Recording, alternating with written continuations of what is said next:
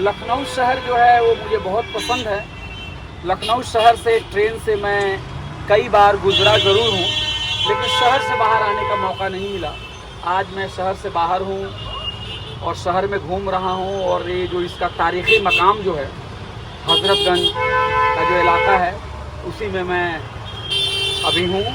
और यहाँ की बिल्डिंग जो हैं, यहाँ की जो मकाने हैं, यहाँ की जो तारीख़ी इमारतें हैं वो बहुत ही ज़बरदस्त हैं, बहुत ही खूबसूरत हैं। लोग भी यहाँ के अच्छे हैं, खान पान भी बहुत अच्छा है। और यहाँ पे जो एक मुश्तरका तहज़ीब जो है, मिली जुली जो संस्कृति है यहाँ की, ये यहाँ की सबसे बड़ी ख़ासियत है। और आप देख सकते हैं कि मेरे बगल में यहाँ कैथेड्रल भी है, और कहीं मस्जिद भी है, कहीं मंदिर भी हैं। तो ये हिंदुस्तान की खूबसूरती है, और यही हिंदुस्तान की पहचान भी है। एक रंग में हिंदुस्तान को रंगना कहीं से भी जायज़ नहीं है।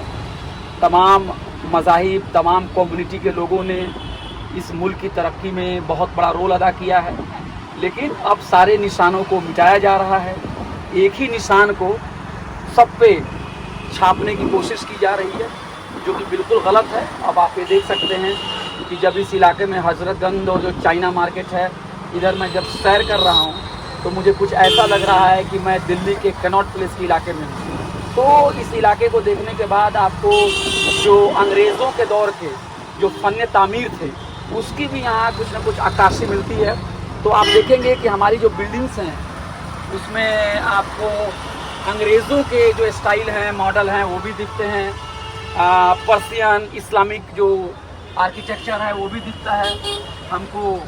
जो जैन और बुद्धिस्ट जो पुरातत्व और जो क्या कहते हैं कि जो बिल्डिंग्स और मोनूमेंट्स हैं, उनके भी सारे खूबियाँ यहाँ पे दिखती है। हिंदू आर्किटेक्चर भी यहाँ पे दिखता है। तो तमाम चीज़ें जब मिल के कोई चीज़ बनती हैं तो काफ़ी अच्छा दिखता है वो।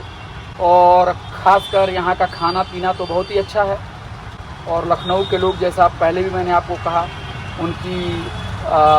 उनका अंदाज़, उनका बोलने का तरीका बहुत ही अच्छा है। और यहाँ की जो ज़बान भी है बहुत ही मीठी है, बहुत ही शीरीन है, हिंदुस्तानी ज़बान है यहाँ पे। तो कुल मिला के मुझे ये शहर काफ़ी अच्छा लग रहा है। और इस वक्त हम लोग जो हैं जा रहे हैं अम्बेडकर पार्क में, जिन्होंने महकूमों के लिए, मजलूमों के लिए, दबे कुचलों के लिए उन्होंने आवाज़ उठाई, और उनके लिए संविधान में हमारा जो आइन है उसमें उनके लिए जितना वो कर सकते थे उतना उनको हुकूक देने की कोशिश की। और आज मुल्क का जो भी कमज़ोर तबका है वो अम्बेडकर जी की राह पर चल रहा है। तो इमामबाड़ा बड़ी अहम चीज़ है, बहुत सारे दरवाजे हैं, रूमी गेट है, भूल भुलैया है, लेकिन मेरे दिल में सबसे पहले आया कि पहले बाबा साहब अम्बेडकर के पास चला जाए, वहाँ से प्रेरणा, वहाँ से क्या कहें, वहाँ से एक इंस्पिरेशन ली जाए जो, और फिर हम शहर को घूमेंगे, शहर को देखेंगे, और फिर हमारी वापसी भी है। तो आप लोगों ने हमारे साथ ये इस लखनऊ के कुछ हिस्सों को हमारे साथ देखा, हमारे साथ शेयर किया, आपका शुक्रिया। और मुझे तो काफ़ी अच्छा लग रहा है। और मेरी आप लोगों से यही गुजारिश है कि आप अगर लखनऊ आ रहे हैं तो कुछ दिन रहिए यहाँ पे, और ज़्यादा से ज़्यादा सवारी जो है वो पैदल कीजिए। और पैदल करते करते अगर आप थक जा रहे हैं तो ये जो होते हैं ना 3 पहिए की जो इलेक्ट्रिक कार जो होती है, जिसको हमारे इलाकों में हवाई कहते हैं, कहीं पे इसको टुक टुक कहते हैं, कहीं पे इसको तिपहिया कहते हैं। तो ये गाड़ी की भी अपनी बड़ी खूबसूरती है, इसमें कोई पोल्यूशन नहीं है, इसके स्पीड भी है, काफ़ी कंफर्टेबल है, आप पिक्चर और फोटोग्राफी भी कर सकते हैं। तो अब हमारा जो ये अम्बेडकर पार्क है वो काफ़ी करीब आने वाला है। फिर आगे हम आपको अपने तजर्बे, अपने अनुभव, अपने एक्सपीरियंस को हम साझा करेंगे। तो आपका बहुत बहुत शुक्रिया। मैं अभय कुमार आज के रोज़ यानी अगस्त 2023 में, आज आपकी तारीख हो 10 तारीख है, मैं लखनऊ में हूँ। और यहाँ पे लोहिया द्वार आ गया है, आप देखिए लोहिया गेट है, राम मनोहर लोहिया जी, आप जानते ही इनको, बहुत बड़े सोशलिस्ट लीडर थे इन्होंने। और राम मनोहर लोहिया जी की सबसे बड़ी बात यह है कि लोहिया जी ने वर्ग के साथ साथ, क्लास के साथ साथ उन्होंने कास्ट की भी बात की है, यानी जाति पर आधारित जो भेदभाव है और जो वर्ग पे आधारित जो भेदभाव है, यानी क्लास बेस्ड इनइक्वालिटी और कास्ट बेस्ड इनइक्वालिटी, दोनों को उन्होंने साथ लिया है और जेंडर की भी बात की है, यानी महिलाओं के हुकूक की भी बात की है। तो अम्बेडकर जी के अलावा लोहिया जी भी काफ़ी इम्पोर्टेंट हैं। लोहिया जी की तालीम जो थी वो आपको जर्मनी में हुई, फिर वो कांग्रेस पार्टी के साथ जुड़े और 1942 का जो आंदोलन था अंग्रेज़ों भारत छोड़ो, उस तहरीक में उनका बड़ा नुमाया किरदार था। खारजा पॉलिसी यानी फॉरेन पॉलिसी के भी बहुत बड़े जानकार थे, मईशत यानी अर्थव्यवस्था के भी बहुत बड़े माहिर थे। लेकिन आज़ादी के बाद उनको कहीं ना कहीं लगा कि कांग्रेस पार्टी जो है अपने वादे से मुनहरिफ हो चुकी है, यानी अपने वादों से भटक चुकी है। और फिर उन्होंने आज़ादी के बाद से अपोजिशन की जो आवाज़ है उसको बुलंद की। और लोहिया जी की एक सबसे बड़ी अहम चीज़ें थी कि जो शहरी हुकूक थे, जिसको हम कहते हैं सिविल राइट्स, जो इंसानी हुकूक है, कोई ज़ोर ज़बरदस्ती इंसान के ऊपर ना हो, किसी को जेल में ना डाला जाए, पुलिस के डंडे ना बरसे, कानून को कोई तोड़े नहीं, जो जेहदकार हैं, जो एक्टिविस्ट हैं, उनके ऊपर लाठियाँ ना बरसाई जाए। जनता का काम है कि सरकार अगर गलत है तो उसकी पॉलिसियों का वो विरोध करे, मुखालफत करे। लेकिन आजकल क्या होता है कि अगर आप कोई पॉलिसी की मुखालफत करते हैं, विरोध करते हैं, तो आपको जेल के अंदर में डाल दिया जाता है। और एक बहुत ही दिलचस्प वाक्य मैं आपको सुनाना चाहता हूँ लोहिया जी की। लोहिया जी जिस ज़माने में 1960 की बात है, उस ज़माने में केरला एक इलाका होता था, वहाँ पे उनकी सरकार बनी हुई थी और वहाँ पे एक मिली सरकार थी। और उनकी सरकार ने जब उन्होंने किसानों के ऊपर लाठियाँ बरसाईं और उस वक्त लोहिया जी जेल में थे, तो उन्होंने अपनी सरकार के खिलाफ वहाँ पे प्रदर्शन किया और वहाँ पे धरने पर बैठे और अपने चीफ मिनिस्टर से इस पूरे मामले में माफ़ी मांगने की और इस्तीफ़ा देने की बात की। ये बात मुझे काफ़ी दिल को छूता है कि एक लीडर जो है जब देखता है कि उसी की पार्टी की सरकार अगर गलत करती है तो अपने पार्टी के खिलाफ ही बोलता है। लेकिन आज के ज़माने में क्या है, पार्टी लाइन के खिलाफ कोई नहीं बोलता, बगैर भले पार्टी आवाम के खिलाफ चली जाए, भले पार्टी लोगों की भलाई ना करे। यहाँ पे है कि पार्टी और लीडरों की आप तारीफदारी करो और तरक्की पाओ।